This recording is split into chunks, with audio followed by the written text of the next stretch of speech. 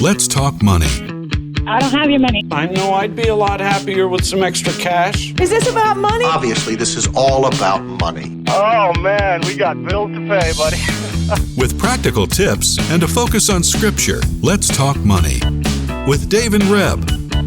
From More Than Enough. Real conversations about money for real people. Let's talk money. Are you ready to talk money, Reb? Yep, because I'm going to tell everybody what to do today. Hello. Well, we walked into the studio this morning, and Brock, one of the other DJs here, said, Reb's come into the studio and she's bringing the sunshine. So now apparently you're going to tell us what to do. I'm going to tell you what to Yeah. do. Yeah. Anyway. Oh, my goodness. Thanks for joining us. We're ready to talk money today. And Dave does not know. I think I got him speechless today. I am just, a little bit cautious as to where this is going to go because I have no idea what Reb's thinking. So welcome to my world, all of you guys who are trying to figure out their wives. He knows way more. I want to thank a family that we know well, Kate and Nick Hubble, who are actually believe in the message and the work of More Than Enough coaching and the coaching we do. They just believe so wholeheartedly in it that they called and said, "Can we sponsor a show? And can you do the show and talk about coaching?" So of course I said yes. And I love Kate Hubble very much. And she is also a bringer of sunshine. And I am actually not going to tell you what to do today. Because if we are talking about coaching, so can I just back up one step? Thank you, Nick and Kate, because this, I think, is a there's some confusion. I wouldn't say confusion, maybe just some not quite sure what coaching is, because it's a word that's being used in a lot of places. And so, Reb, I'm going to ask you the question, how would you define coaching? Oh my goodness. I feel like I have to go and read my coaching manual book that we use. I mean, it's a place where I'll use the proverb. This is a test, right? I know. It's terrible. He did not tell me he was going to ask me this, but I'm going to start with the verse, Proverbs 20, verse 5. Coaching is a place where we draw out deep water from a person's life.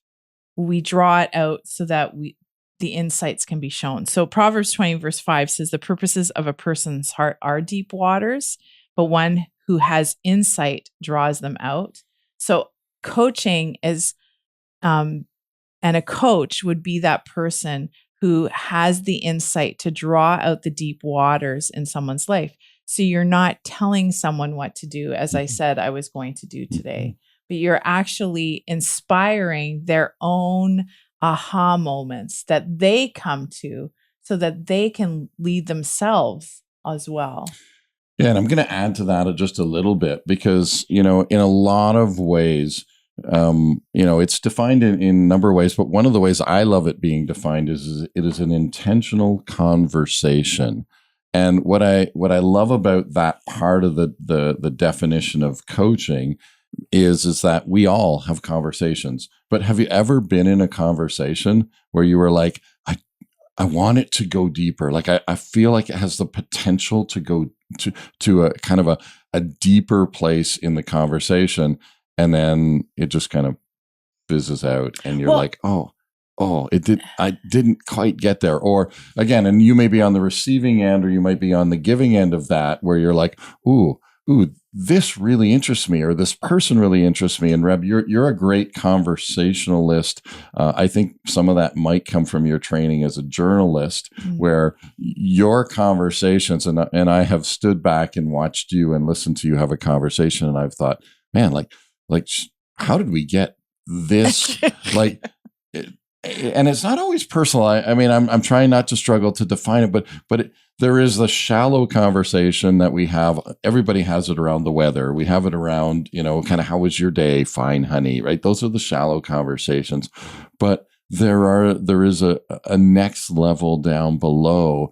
And to get there, coaching is actually just one of the tools to have that. So when we talk about coaching being defined, we're just saying, anybody can coach. It's really about this idea of, if you're having a conversation, taking that conversation deeper into the deeper level of connecting with someone. And if you know me, I don't love shallow conversations. Mm-hmm. I just had a recent conversation with somebody and I'm like, Dave, that was like so surface. I was trying to go different places, but I actually, there were reasons we didn't go deeper, probably because it was the middle of the day. The one person had not a place, every conversation has to be deep waters. No, but right? I feel like, you guys tease me that I'm kind of all or nothing. Like, let's all go deep all the time. But that actually is exhausting. Mm-hmm. But let's go just take a step back. So the one definition that we've learned from Keith Webb, who we had on the show many years ago, to talk about the importance of asking questions. Really, we're not asking you all to become coaches, but we want to talk about asking questions today, because one of the things that we do at More Than Enough is coaching.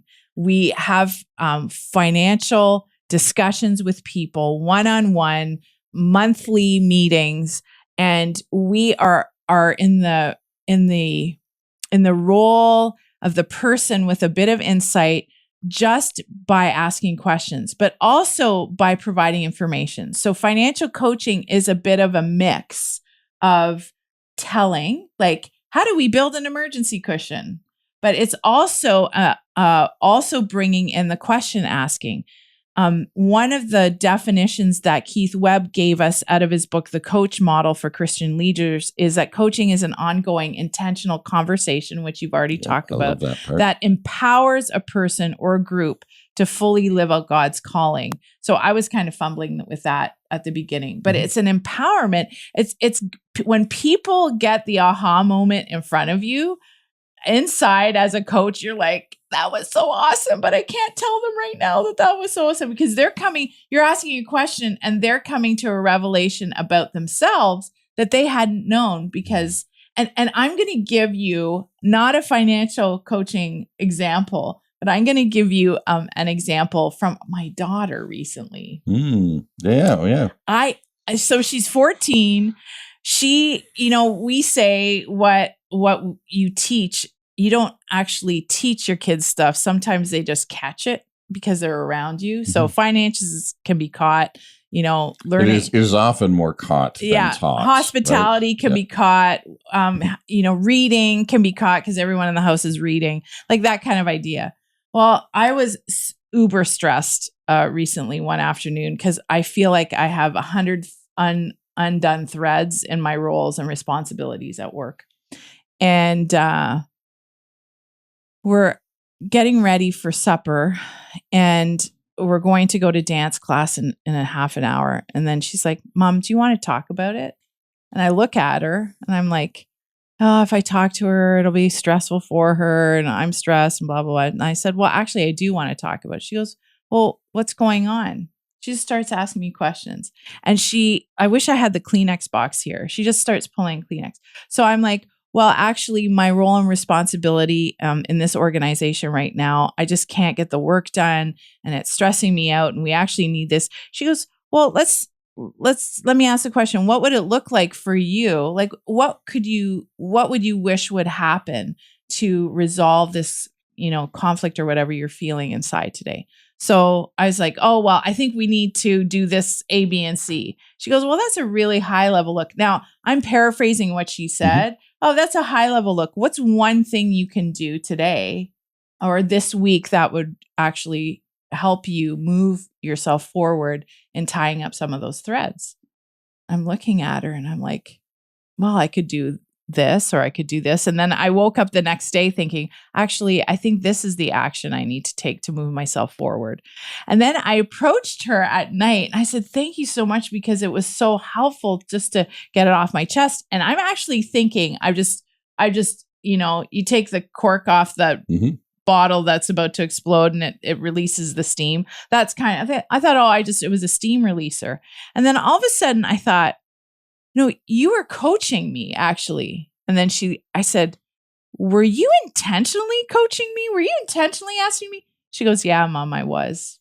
I'm like, where did you learn this stuff? And I wish I could be with all of you listening to this story, because I have to tell you, it was good for me, but it was also good for her. And we talked about it afterwards. She didn't walk away burdened by me because she had intentionally decided, I'm going to do what mom and dad do with other people, and I'm going to ask her questions that might help her get to a solution, or that might help relieve some of the stress she's feeling. Now I'm putting words to it, but she also walked away without feeling like, oh, this was so stressful, and now I'm burdened by the burdens of my mother. This is so important, right? Because this, you started by saying, Dave, I'm going to tell you what to do. That whole problem solving thing. And so often when we have these conversations, what happens in a conversation, but somebody shares something that maybe they're carrying, or a difficulty that they're having. And again, I'm speaking as a guy, and I will say, I'm using generalizations, but often we will then move into the problem solving mode. Hey, how do I solve this problem? And by internally doing that in our brains, we actually start taking on the burden. We do. And I don't think it's a guy thing to solve. No, I think it's a mom thing too. Really. My kids are like, Mom, I'm not asking you to solve the problem. I'm like, oh yeah. It's the Bob Teed, who's a leadership guy, calls it the inner teller. You've got to turn your inner teller off. That means that well-intentioned, I'm going to tell you what to do and what to think, is actually not usually what people are looking for. That you might get there and they might say, what do you think I should do? Here's another story early in our marriage. So can I stop just to go back to when we're talking about coaching, and again, remembering that coaching is really a tool or a technique to get to the heart issue. We started with that proverb verse and saying, what is it that we can use as a tool or a technique that will get to the heart of the issue? And if we default to that telling mode or to that problem solving mode, we will do that from our own context. We'll only do that from our view. But I'm not seeing the heart of you. Like, I can't see your heart as fully as you see your own heart, right? And Serena can see my workload, responsibilities, and roles, but she actually doesn't know the intricacies of it. So all she did for me was, well, how can you get there? She just drew it out of your own heart. She did. And it was like, I'm stumbling, but you guys can't, like, all of you who are listening, you guys don't realize what impact it had on me, but that it was my 14-year-old daughter who has never been trained or taught in this, except what she heard. But I just want to finish the story about the teller and the problem solving, and then we'll get to the curiosity, how we were led with curiosity. When you and I were first married, I remember coming home at 11 o'clock at night from a municipal meeting with the local councilors in Iroquois. And it was Mountain. Actually, it was one of the Mountain councilors. And I was just like, I guess I'm my father's daughter. I was riled by something that happened. And of course, as a journalist, you're not going to say anything, but I was just pacing. And I come at you and it's 11 o'clock at night. You're reading in bed and I'm just like pacing and then you start telling me what I should do. And I was so annoyed. And I actually said, I'm pretty passionate, but I don't know if you remember that. Do you remember that? I remember that. Yeah. So I said to you, I'm not asking you to solve the problem. I'm just telling you what's happening because I don't think I can solve the problem as a journalist in relationship to this counselor. I just want you to listen. Can you just listen to me? And then I think I said, when I would come home from school, my mom would just listen to me. She was a great listener. And you were telling me what to do. I tell you, that turned a switch off in you. You didn't, the next time I offered a thing, you didn't say it. You just listened.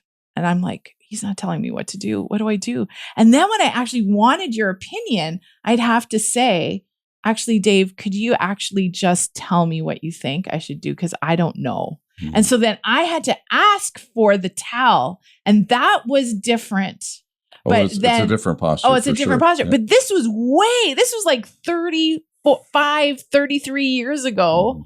And we had no clue about the coach model. I don't even know if Keith Webb would have written it or even knew himself about it before the Lord showed him the journey of coaching and question asking. So I'm just like, it asking good questions and leading with curiosity. Bob Teed talks about it, but we talk about it in coaching. How do we get curious about someone's life instead of wanting to resolve problems? Or So I want to tag in because, last week we talked to Barbara about, the journaling. How she did the journaling and what impact that had on her. And again, we see that journaling as a tool. We talked about that a little bit. It was a tool for her to be able to communicate with the Lord, to be able to put her thoughts down, a whole bunch of great things, that she found in journaling. That was essentially, again, it's a tool. And again, I want to go back to coaching is a tool. It's a technique that as we have conversations with people and your conversations may not be around the financial piece, or you may not be in a formal coaching relationship like you are when you come to More Than Enough. We formalize that. We say, okay, this is the role of the coach, and this is who we are as a coach, and this is how we function as a coach. But today we really thought, we want to give you some of this tool to say, Serena, our 14-year-old, picked this up and implemented these simple principles of tool that had an impact. On me. On your day in the day. And so that's really the point. And thank you, Nick and Kate, again for sponsoring the show, to say we want to give you some tools that hopefully will help you in communication, because the end of the day, it really is about communication. Go back to the verse in Proverbs. You know what's going on inside of your heart. And wouldn't it be, and isn't it beautiful and wonderful when someone draws that out and it comes out and you're like, okay, I have clarity around what the will of the Lord is, or maybe what his way is. But it's also what Keith Webb told us all those years ago. When someone is listened to, they feel loved. Absolutely. And in our world of distraction, and I am guilty of this as anybody, which is, even in my interactions with Serena, we homeschool her, I work, there's a lot on our plates. And for a lot of people, we're juggling all this, and our pace is so fast. We're not thinking, when I talk to that person today, I'm going to draw out the deep water, and show them love by listening. We're thinking, what can I do? I'll bake them a cake, I'll drop it off. Sometimes listening is as simple an expression of love, but one of the hardest things to do. And why is that? Because we are going so fast. We aren't thinking about how we're going to have the conversation.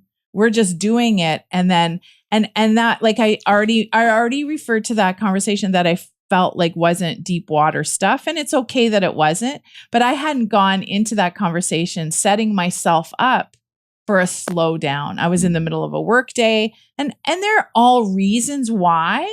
But sometimes we have to think about intentional conversations, like a couple's coming over for dinner tonight. How are we setting ourselves up to communicate with that? And I think that's a really, really key point. When we talk about, and again, we're putting the coaching in the context of a conversation to say, some conversations you don't want to engage in, you don't want to get into for various reasons. And in the middle, like you said, in the middle of the day. And so, one of the first, I'll say, mindsets around the coaching and the coaching conversation is do I really want to enter into this coaching conversation, right? So I ask myself, again, I have the luxury of a lot of the conversations that we have are intentional because they're formalized. So right, at the work we do. Yeah, at the work we do. But there are a lot of conversations that I have that that aren't formalized.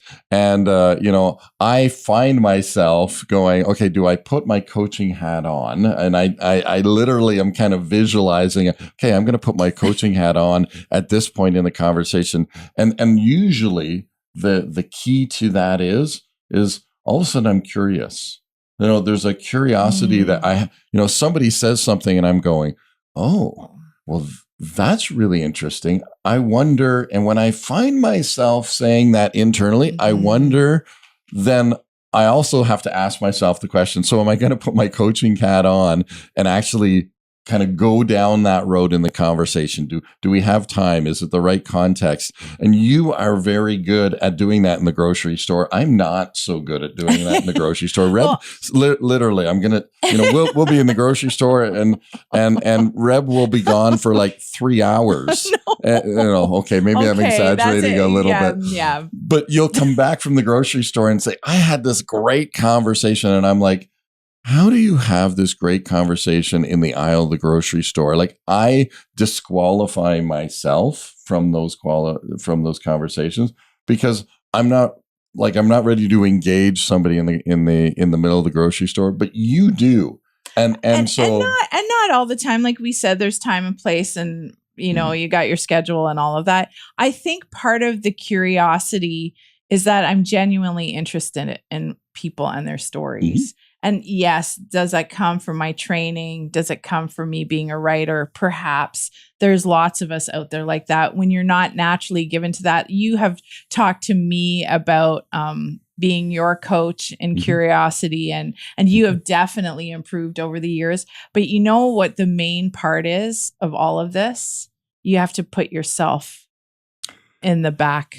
The verse for today I was thinking of was from Matthew 6, right? Saying, love God first and love your neighbor. And going, in a coaching conversation, we have these conversations not because of us. Like, we're drawing out the deep heart of someone else. And this is a tool to help you actually love your neighbor. It's a tool to help you love your kids. You really have to put yourself last in the conversation, because this is exactly what I'm going to tell you what's going to happen. You're going to ask them. Bob Teed uses this question. Can you please tell me more about that? Oh, you didn't enjoy Disney. Like I'm just throwing that out.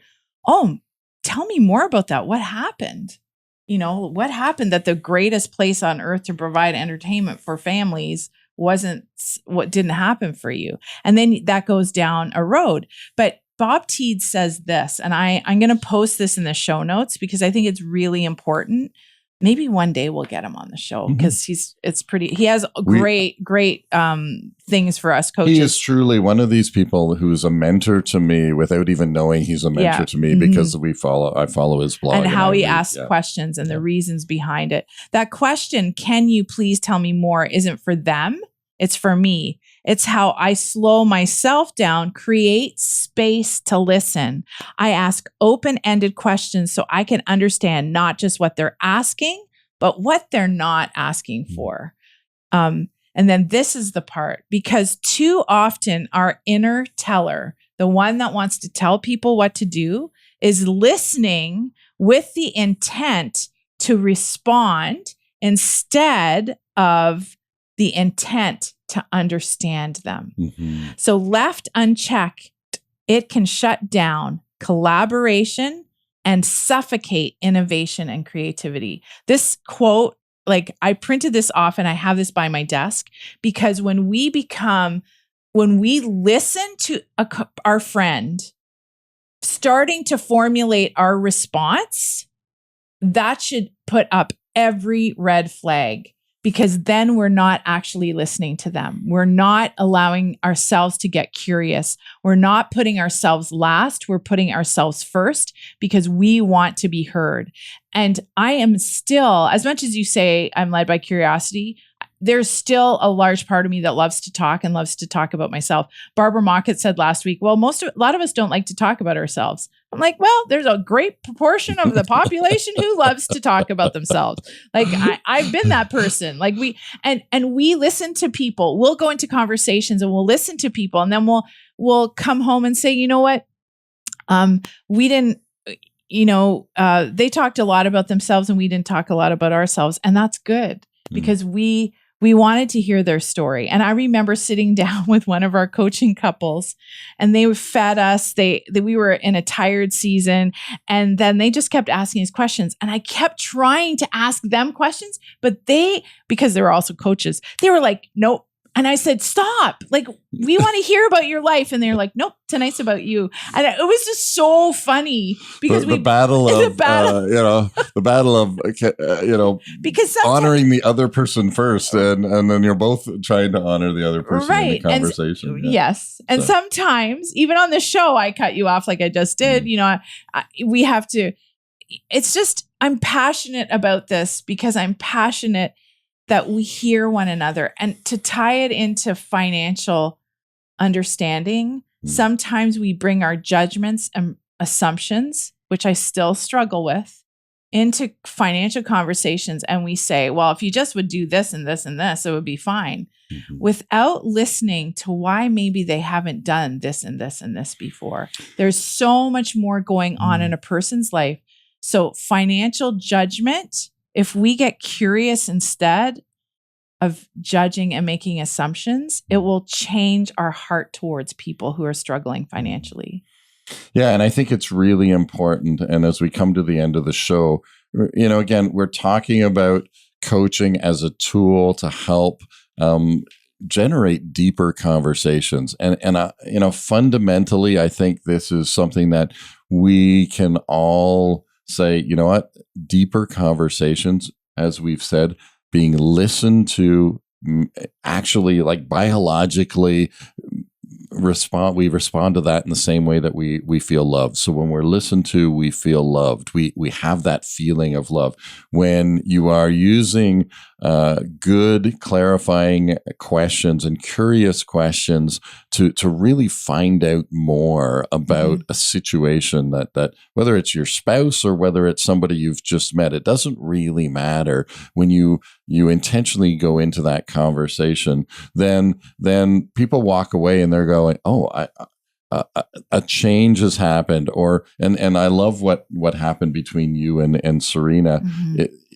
It created clarity. It got you thinking on a different trajectory. It pulled you out of the stress and a lot of the stuff that was going on. And that was a 5-minute conversation. It was a very short interaction, and yet it changed the trajectory. And again, that's and it's the beauty of why we love coaching and why you're so passionate about it as well. So I'm just going to pray.